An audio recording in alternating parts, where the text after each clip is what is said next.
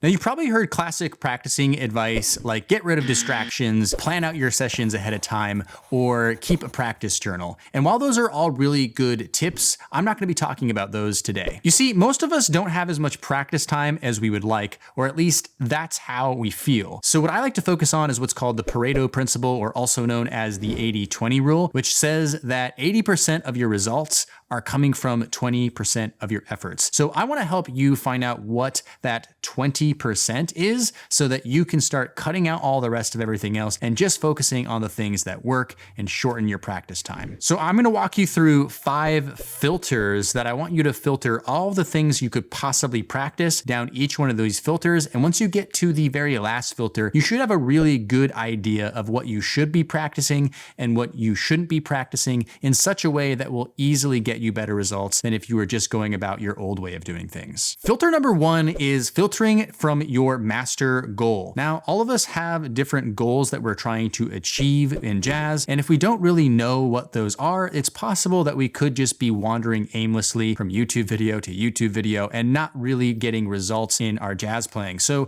it's important that you think about what your musical mountain top is. You know, a lot of us are climbing the side of a mountain and we're climbing this cliff of jazz practicing and becoming a better jazz musician, but we really don't know what it is on top that we're trying to shoot for. So make sure that you identify what your master goal is, your musical mountaintop. And the important thing to do is to make sure that this goal is measurable. It's something that you can measure your results. It's something that is attainable, like it's not way out of the scope of reasonable achievement for you, but also that it is challenging, something that will take some effort. So once you really identify what that is, whether it be I want to play at my local jam session, or I want other people to start calling me for gigs, or I want to learn this many jazz standards. Once you know that, you'll have a better idea of what you should be practicing and shouldn't be practicing. And then when we go through the rest of the filters, everything is going to be so much clearer. So now that we've established our master goal filter, let's go on to filter number 2. Filter number 2 is the 3 pillars of jazz improvisation.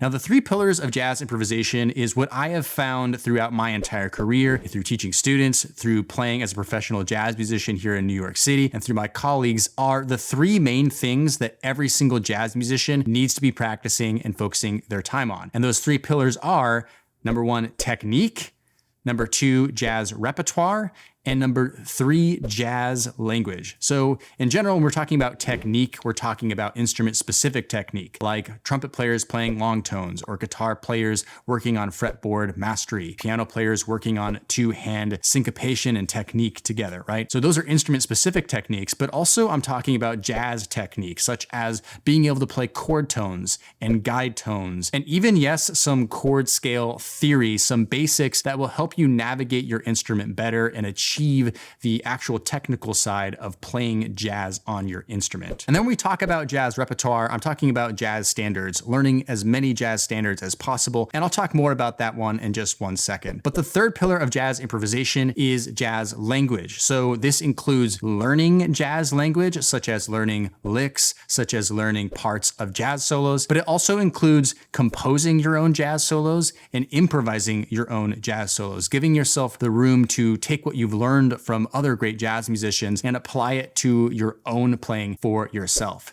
So it's important that whenever you're practicing, you're thinking about not only what your master goal is, but also, are you working on something that has to do with instrument-specific or jazz technique? Are you working on jazz standards? And are you working on learning jazz language? If you focus on those 3 pillars, you're guaranteed to get results a lot quicker than if you're going outside of those 3 things. So now that we've applied the master goal filter and we've applied the 3 pillars of jazz improvisation filter, let's move on to the 3rd filter. Now, the 3rd filter is the jazz standards filter. Now, obviously, learning jazz repertoire was one of the 3 pillars, but we can break those 3 pillars down even smaller to understanding that every single thing that we learn and we practice, we can apply it to a jazz standard. Hands down, the best thing you can do for your jazz playing is learn more jazz standards. That'll teach you all the harmony you need to know. That will help you start exploring different chord progressions and how to improvise over them. All of the lessons that you need to know about jazz are within the jazz standards themselves. So what I like to think of jazz standards as like a pizza, right? You have this pizza, that's the jazz standard. And let's say you have pepperoni and cheese on there, right? So the cheese keys, that's like the technique, right? That's the technique. You can apply technical exercises like chord tone maps, guide tone maps, even, long tones and things you would do on your instrument to a jazz standard. The pepperoni, for example, could be like the jazz language. I can learn a lick that has to do with a chord progression within a jazz standard I'm learning. I can learn the melody of that jazz standard. That's jazz language. I can learn part of a jazz solo over top of that jazz standard. I can also compose my own jazz solo over top of that jazz standard. So using the jazz standard as the framework to fit everything else on there is super important. So we can boil things down even further to just making sure that no matter what we're practicing, it always has to do with a jazz standard and working on a new jazz standard. So now that we've filtered through our master goal filter, the 3 pillars of jazz improvisation, and finally our jazz standards filter, we can move on to the filter number 4. Now, filter number 4 is what's called your fun filter. Now, this one is not to be ignored by any means. It's easy for us to completely waste our time, get bored, get unmotivated by the things that we're practicing. So even if they're great things to practice, like some of the things I just mentioned in this video already, you may not really enjoy the process of doing some of these things or the way in which you're doing some of these things. So that's where your fun filter comes in. And the whole point of the fun filter is to essentially play psychological tricks on your brain to enjoy doing something the way you like to do it. So for example, what do you like to do? Like, what is actually fun for you to practice? Maybe you have more fun working on chord scale theory than you do working on playing arpeggios or playing exercises that you don't connect with as well. So that's okay. You can focus more on those things. Or maybe you prefer to work on certain kinds of licks and exercises than others. That's okay. So that's more like the what. And then the how is, how do you enjoy practicing? Do you enjoy practicing with backing tracks? And if that's something that's fun for you rather than just exclusively practicing with a metronome, then you're more likely to learn and improve if you are doing something in such a way that is fun for you. Now, there's so much more I could say about this. There's a lot of psychology that goes behind this, and there's a lot of different examples I could give you, but I want you to think about what is fun for you to practice and how is it fun for you to practice, and focus on only practicing those things, and you're more likely to get results because you're just enjoying yourself and having a good time. So now that we've gone through your master goal filter, through the 3 pillars of jazz improvisation filter, through the jazz standards filter, and then your fun filter, it's time to go through our very last filter. Filter number 5 is your practice strategy filter. Now, this is hugely important because I would say 75% of the people I come across tell me that the biggest problem with them improving as a jazz musician is they don't have a clear step-by-step process for achieving their master goals, for achieving their musical goals, for learning new material. They just don't have an actual strategy. And sometimes jazz can feel like a maze.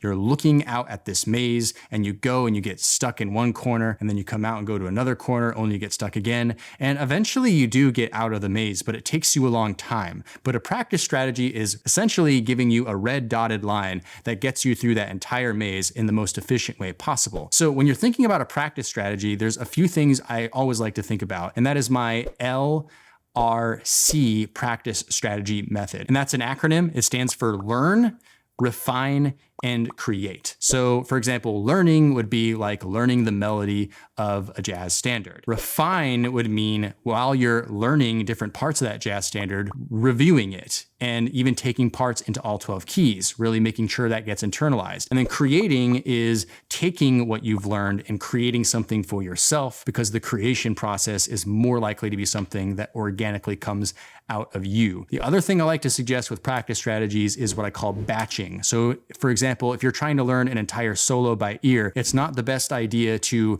not have certain parameters around how much you should learn. I like to take 32 bars and chop that up into 4 different parts so that you're learning that over the course of 1 month. It's better to learn a little bit at a time and use that refinement process throughout than learn a ton at once, not to know it very well, and only to forget it in the end. So to summarize, your 5 filters are your master goal filter, your 3 pillars of jazz improvisation filter, your jazz standards filter, your fun filter, and then your practice strategy filter. Now, by the way, if you need help with any of the things I just talked about, as far as practice strategies, as far as applying the 3 pillars of jazz improvisation, we really do this through a multitude of different ways inside of our LJS Inner Circle membership, where you get step-by-step practice programs. We learn new jazz standards every single month, and done all with an amazing community of over 1,000 other musicians. So do check it out at ljsinnercircle.com. Would love to have you as a member. I'll also leave that on the screen right now. And by the way, if you are looking for a good practice strategy and you don't have very much time to practice, I did a video on a 30-minute practice plan that I think you'll find really helpful. So I have that on the screen right now, and go check that one out next. All right, make sure you like this video if you found this valuable. Make sure you subscribe to the channel, and we'll see you in the next video. Cheers.